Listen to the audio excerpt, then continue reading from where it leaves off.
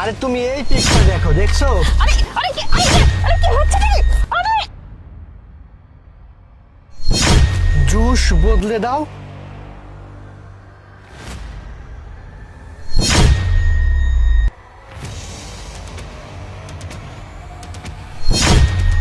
আরে আরে আরে কে ছিল?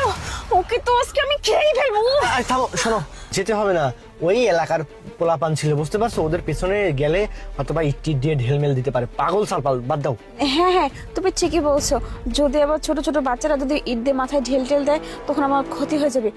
আচ্ছা ঠিক আছে, ওসব কথা বাদ দাও। তোমার জন্য দেখো আমি কোল্ড ড্রিঙ্কস নিয়ে আসছি। এই নাও, এটা তুমি খাও আর এটা আমি খাই। আরে তুমি ঠান্ডার সময় আবার কোল্ড ড্রিঙ্কস কেন নিয়ে আসছে? কোনো কফি টফি নিয়ে আসতা, কফি খেতাম। তুমি বুঝতেছো না, ঠান্ডার সময় না ঠান্ডাই খেতে হয়, তাহলে ঠান্ডাটা কম লাগে। তুমি খাও তো। আচ্ছা ঠিক আছে, তুমিও খাও কিন্তু, হ্যাঁ? খেয়ে নাও।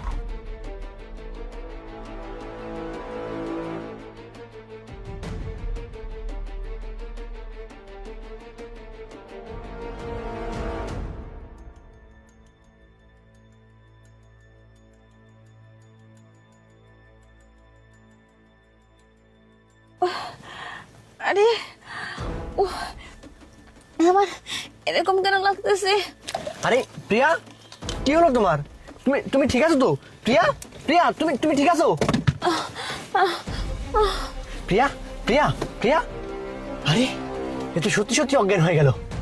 এক কাজ করি, ওই লোকটার কাছে যাই। ওই লোকটা সব কিভাবে জানলো সেটাই আগে দেখে আসি।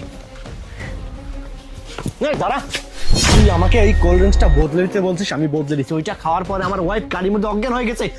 কেন কি করছিস এসব বল। স্যার আমি যেটা বলছি আপনি শুনুন।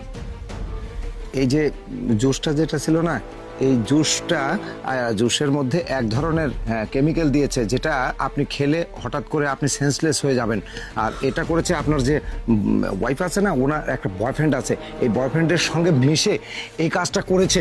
আর ওরা চিন্তা করেছে যে যখনই আপনি সেন্সলেস হয়ে যাবেন না, ওরা বাসায় গিয়ে আপনার যা কিছু আছে সমস্ত কিছু লুটে পুটে নিয়ে ওর সঙ্গে ভেগে যাবে। স্যার আপনি বিশ্বাস করুন। এই, তুই এসব কি উল্টাপাল্টা কথা বলতেছিস?